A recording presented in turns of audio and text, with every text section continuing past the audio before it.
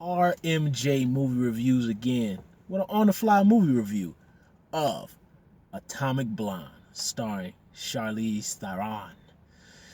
Boy, oh boy. I had seen the previews for this, and I was kind of anticipating it. You know what I mean? I'm a big fan of Charlize Theron. I think she's a fantastic actress.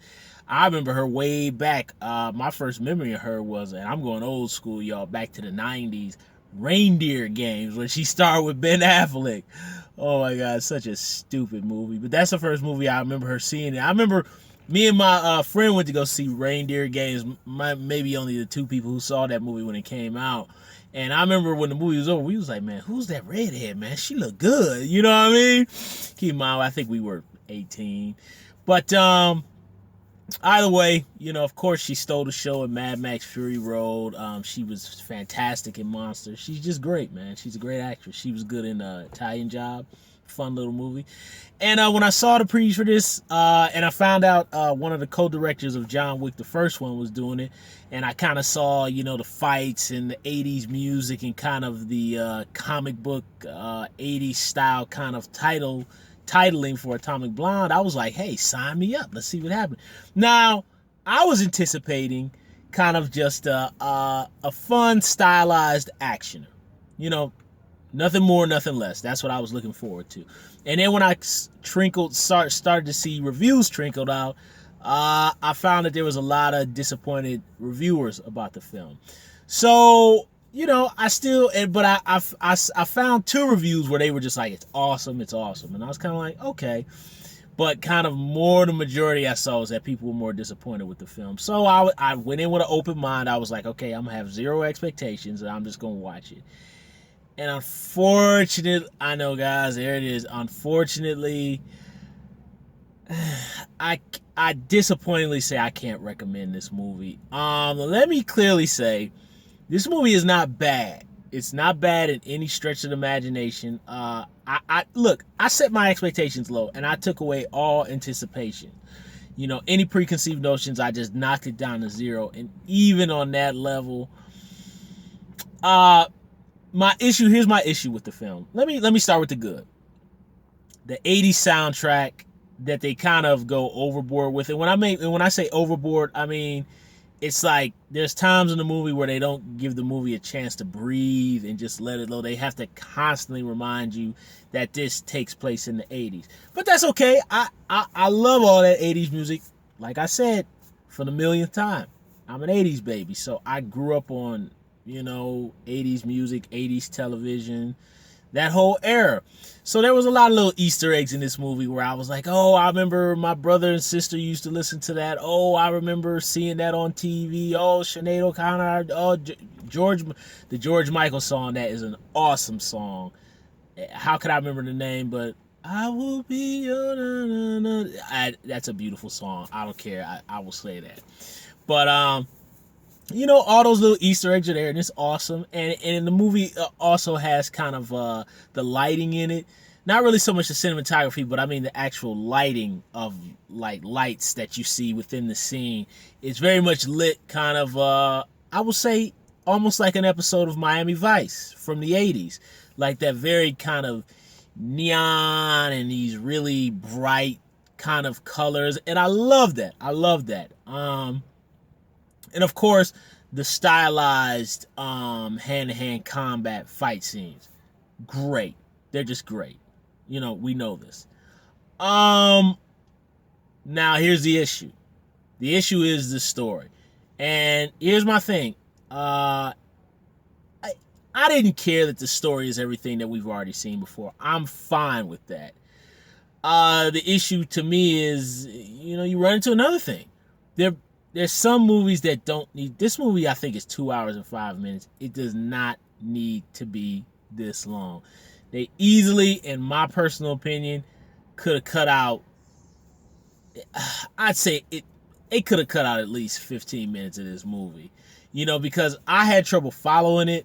And the movie kind of... There's not enough action to compensate. Because sometimes, like, when you look at something like John Wick 1 and 2, in which case I felt John Wick 2 was too long. But I still really enjoyed it, but I felt that movie was too long.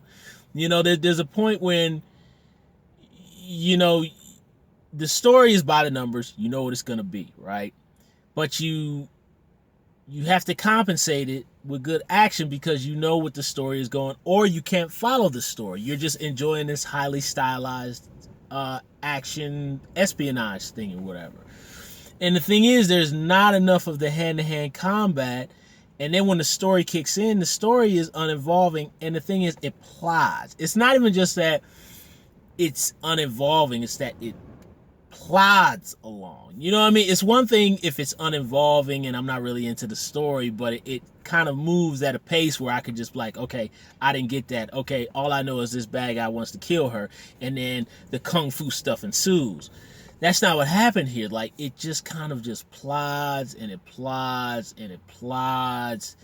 And then you get like that really cool, everybody's been talking about it, the action sequence in the staircase, which in my personal opinion, I didn't think it was the best action sequence of the movie, but I really enjoyed just the old school brutality of it, you know, and there's kind of a little bit of that, you know, True Detective, Brian De Palma, Snake Eyes kind of opening with the one shot kind of thing that everybody is doing now, which is really cool. There's cuts in there, Children of Men. There's cuts in there. Those who are filmmakers and editors can tell when they're there.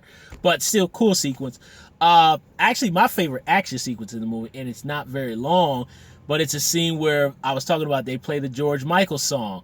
And Charlize Theron is just beating the hell out of these dudes with this rope. She's hitting dudes in the nuts, hitting them with frying pans, slamming the refrigerator door. And this is all with this very kind of beautiful George Michael song playing over. And that was my favorite sequence in the whole movie. I thought that was really what the entire movie should have been. I know some people, oh, it's a female John Wick. I'm okay with that. It could have just been like, okay, in the 80s, all right? You look at She-Ra, right? She-Ra is just He-Man for girls, right? I'm okay with that. This could have just been John Wick for chicks, which is cool. You know, you take your girl.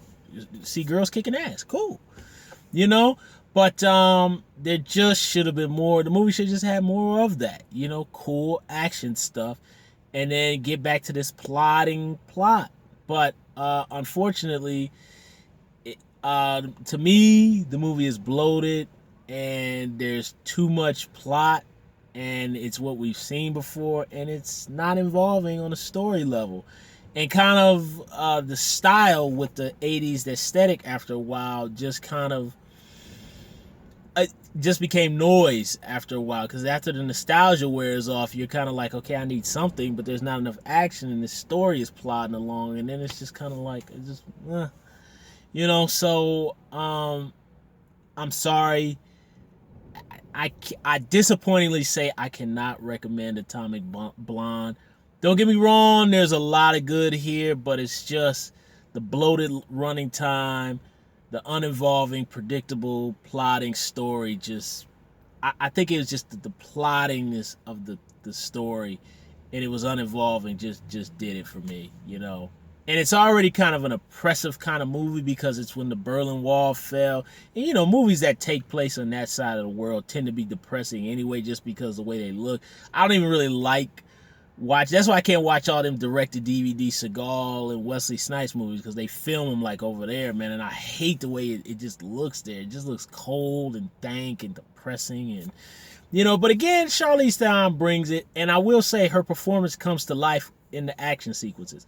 When Charlize Theron screams on film, that girl is into it, man, and I love it. But disappointingly, I can't recommend Atomic Blonde. I'm sorry, guys. Wait for streaming. All right, guys. Thumbs up the video. Subscribe to the channel. Share the video. Hit the little bell when I know to be notified with new videos. And leave comments down below about Atomic Blonde. I'm sorry, guys. Disappointing. RMJ Movie Reviews. I'll see you soon.